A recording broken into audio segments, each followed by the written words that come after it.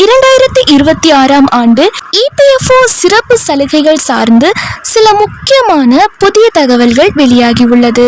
So இது என்ன அப்படிங்கிறத பற்றின முழு விவரங்கள் தெரிஞ்சுக்க இந்த வீடியோவை கடைசி வரைக்கும் முழுமையாக பாருங்க. அப்போதான் அனைத்து தகவல்களுமே உங்களுக்கு மிக மிக தெளிவாக புரியும்.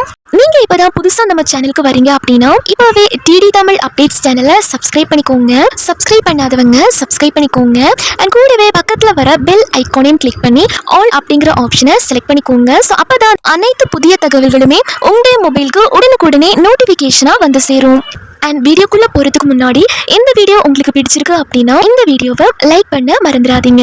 மறக்காம லைக் பட்டனையும் கிளிக் பண்ணிக்கோங்க. ஓகே, இப்போ வாங்க வீடியோக்குள்ள போயிடலாம். ஊழியர்களின் வருங்கால வைப்பு நிதி EPFO சந்தாதாரர்கள் நீண்ட காலமாக EPFO 3.0 வெளியீட்டிற்காக காத்திருக்கின்றனர்.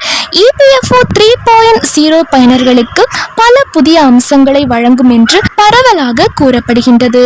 இந்த அம்சங்களில் ஒன்று ATM அல்லது UPI வழியாக EPF கணக்கில் உள்ள தொகையை எடுப்பது. இந்த புதிய அமைப்பின் கீழ் சந்தாதாரர்கள் இப்போது ATM அல்லது UPI வழியாக தங்கள் கணக்குகளில் இருந்து PF நிதியை எடுக்க முடியும். இதில் ஈடுபட்டுள்ள தொழில்நுட்ப மேம்படுத்தல்கள் காரணமாக வெளியீட்டு தாமதம் இருக்கலாம் என கூறப்படுகின்றது. EPFO 3.0 மூலம் EPF சந்தாதாரர்களுக்கு பல முக்கிய அம்சங்கள் கிடைக்கும். EPFO 3.0 எப்போது அமலுக்கு வரும் என்பது பற்றிய அதிகாரப்பூர்வ தேதி இன்னும் வெளியிடப்படவில்லை, இன்னும் அறிவிக்கப்படவில்லை. எனினும் EPF உறுப்பினர்களுக்கு இதை ஒரு புத்தாண்டு பரிசாக அரசு அளிக்கக்கூடும் என வட்டாரங்கள் தெரிவிக்கின்றன. EPFO 3.0 அமலுக்கு வந்தவுடன் ATM மூலம் பணம் எடுக்கும் வசதி கிடைக்கும் என EPFO தெரிவித்துள்ளது. எனினும் இது தொடர்பாக அதிகாரப்பூர்வ தகவல்கள் எதுவும் இன்னும் தெரிவிக்கப்படவில்லை. ATMகள் அல்லது UPI மூலம் PF நிதியை எடுப்பதற்கான அம்சத்தை EPFO இன்னும் செயல்படுத்தவில்லை. இது ஜூன் 2025 தொடங்கப்படும் என்று எதிர்பார்க்கப்பட்டாலும் தொழில்நுட்ப சிக்கல்கள் மற்றும் சோதனை ஓட்டம் காரணமாக இது தாமதமாகியுள்ளது. முன்னதாக EPFO அக்டோபரில் நடத்திய மத்திய அறங்காவலர் குழு கூட்டத்தில் இந்த அம்சத்தை தெரிவிக்கும் என்று எதிர்பார்க்கப்பட்டது. இருப்பினும் EPFO 3.0 கீழ் EPF பணத்தை எடுப்பதற்கான கோரிக்கைகளை எளிமைப்படுத்துவது பற்றிய அப்டேட்டுகள் மட்டுமே இதில் இடம்பெற்றன.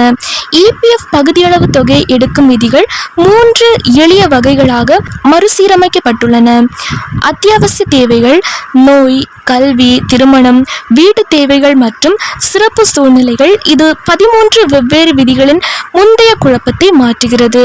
இது செயல்முறையை எளிமையாகவும் வெளிப்படையாகவும் ஆக்குகிறது. உறுப்பினர்கள் இப்போது தங்கள் தகுதியான வருங்கால வைப்பு நிதி இருப்பில் 100% வரை திரும்ப பெறலாம். இதில் பணியாளர் மற்றும் நிறுவனத்தின் பங்களிப்புகள் இரண்டும் அடங்கும்.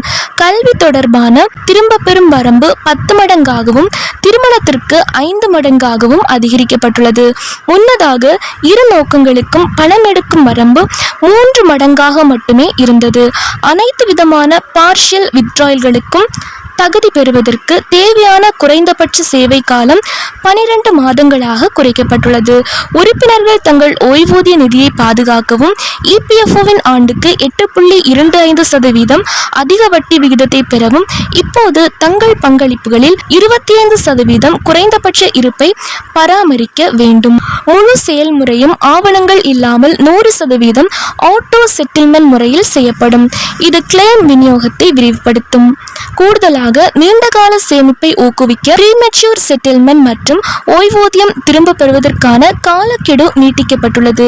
ATM அல்லது UPI வழியாக PF பணத்தை எடுக்கும் வசதி எப்போது துவங்கும் என்பது பற்றிய அதிகாரப்பூர்வ அறிவிப்பு இன்னும் வெளியிடப்படவில்லை. இருப்பினும் வரும் நாட்களில் வெளியிடப்படும் என வட்டாரங்கள் தெரிவிக்கின்றன. ஸோ இதை பற்றின அதிகாரப்பூர்வ அறிவிப்புகள் ஏதேனும் வெளியிடப்பட்டுச்சு அப்படின்னா அதையும் நம்ம சேனலில் வீடியோவாக போஸ்ட் பண்ணி உங்களுக்கு இன்ஃபார்ம் பண்ணுறேன். EPFO PF பென்ஷன் சார்ந்து அரசு உத்தரவு சார்ந்து சில முக்கிய தகவல்கள் வெளியாகி உள்ளது. ஸோ அது என்ன அப்படிங்கிறத பற்றி இப்போ நம்ம இந்த வீடியோவில் தெளிவாக பார்க்கலாம். ஊழியர்களின் வருங்கால வைப்பு நிதி நிறுவனம் EPFO மத்திய அரசின் நேரடி உத்தரவையும் மீறியதோடு அதிக PF பென்ஷன் வழங்குவது தொடர்பான உச்சநீதிமன்றத்தின் 2022ஆம் ஆண்டு உத்தரவையும் நடைமுறையில் குறைத்து மதிப்பிட்டுள்ளது என மத்திய தொழிலாளர் மற்றும் மற்றும் வேலைவாய்ப்பு அமைச்சகத்தில் ஒரு கடிதம் அதிர்ச்சி தகவலை வெளியிட்டுள்ளது. 2023 மே 31 தேதியில் அந்த கடிதத்தில் தொழிலாளர் அமைச்சகத்தின் துணை செயலாளர் மத்திய வருங்கால வைப்பு நிதி ஆணையத்தின் ஆணையருக்கு CPFC எழுதியுள்ள கடிதத்தில் அதிக ஊதியத்தில் பங்களிப்பு செய்ய ஊழியர்கள் மற்றும் முதலாளிகளுக்கு தேவையான நடைமுறை தடைகளை, அதாவது ப்ரொசீஜரல் ஒப்ஸ்டாக்கிள்ஸ், EPFO தான் உருவாக்கியுள்ளது என்பது தெளிவாகிறது என தெரிவிக்கப்பட்டுள்ளது.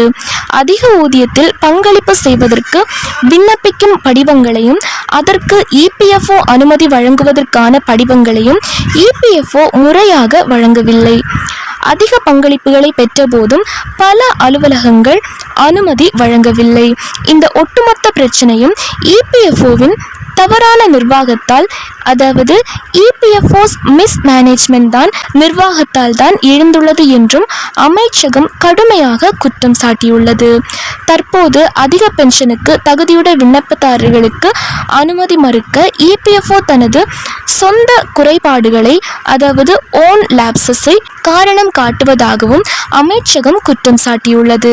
இந்த விவகாரம் முழுவதுமே EPFOவின் தவறான நிர்வாகத்தால் எழுந்துள்ளது. இப்போது அதிக ஊதியத்தில் பென்ஷன் பெறுவதற்கு தகுதியற்றதற்கான முக்கிய காரணமாக EPFO இதனை காட்டுகிறது.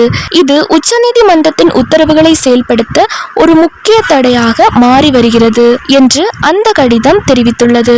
தொழிலாளர் அமைச்சகத்தின் அந்த கடிதத்தில் ஓய்வுக்கு முந்தைய 60 மாதங்களின் சராசரி சம்பளத்தின் அடிப்படையில் பென்ஷன் கணக்கிடப்பட வேண்டும் என்று தொழிலாளர் அமைச்சர் தெளிவாக அறிவுறுத்தியுள்ளார் என்ற தகவலும் குறிப்பிடப்பட்டுள்ளது. மே 2023 உத்தரவுக்கு பிறகு EPFO ஒரு சுற்றறிக்கையை வெளியிட்டது. அதில் பென்ஷன் கணக்கீடு முறையில் ஒரு பெரிய மாற்றத்தை கொண்டு வந்தது. புதியவர்கள், அதாவது செப்டம்பர் 1, 2014க்கு பிறகு இணைந்தவர்கள் ஓய்வுக்கு முந்தைய 60 மாதங்களின் சராசரி சம்பளத்தின் அடிப்படையில் பென்ஷன் கணக்கிடப்படும். பழையவர்கள், அதாவது செப்டம்பர் 1, 2014க்கு முன் இணைந்தவர்கள் ஓய்வுக்கு முந்தைய 12 மாதங்களின் சராசரி சம்பளத்தின் அடிப்படையில் பென்ஷன் கணக்கிடப்படும். ஆனால் நடைமுறையில் ப்ரோ ரேட்டா முறை, அதாவது ப்ரோ ரேட்டா மெத்தட் எனப்படும் விகிதாசார முறையை பயன்படுத்த ஆரம்பித்ததால் பென்ஷன் தொகைகள் கடுமையாக குறைந்துள்ளன. இந்த முறையில் 2014க்கு முன்னும் பின்னும் உள்ள சேவை பிரிவுகள் தனித்தனியாக கணக்கிடப்படுகின்றன. இதனால் 2014க்கு முந்தைய சேவைக்கான பென்ஷன் அன்றைய 2014ஆம் ஆண்டு சம்பளத்தின் அடிப்படையில் கணக்கிடப்படுகிறது. இதன் விளைவாக அதிக சம்பளத்தில் பங்களித்தவர்கள் எதிர்பார்த்ததை விட மிக குறைந்த பென்ஷன் பெற்றுள்ளனர். உச்சநீதிமன்றம் நவம்பர் 4, 2022 அன்று தகுதியுள்ள உறுப்பினர்களுக்கு அதிக PF பென்ஷன் வழங்கப்பட வேண்டும் என்று தீர்மானித்தது. ஆனால் அமைச்சகத்தின் கடிதத்தின்படி மே 2023 வரை சமர்ப்பிக்கப்பட்ட 15.9 லட்சம் விண்ணப்பங்களில் ஒருவருக்கு கூட அதிக பென்ஷன் பெற தகுதி இருப்பதாக EPFO அறிவிக்கவில்லை. அதிக சம்பளத்தில் பங்களிப்பு செய்வதற்கான கூட்டு விருப்ப, அதாவது ஜாயிண்ட் ஆப்ஷன் விண்ணப்ப சிக்கல்கள் பின்னர் தீர்க்கப்பட்டாலும் EPFO அறிமுகப்படுத்திய இந்த ப்ரோ ரேட்டா முறை ஊழியர்களின் பென்ஷன் தொகையை குறைத்தது. மத்திய அரசின் நேரடி உத்தரவையும் உச்சநீதிமன்றத்தின் தீர்ப்பையும் செயல்திறனில் குறைத்து மதிப்பிட்டதாக இந்த விவகாரம் அமல்படுத்தியுள்ளது.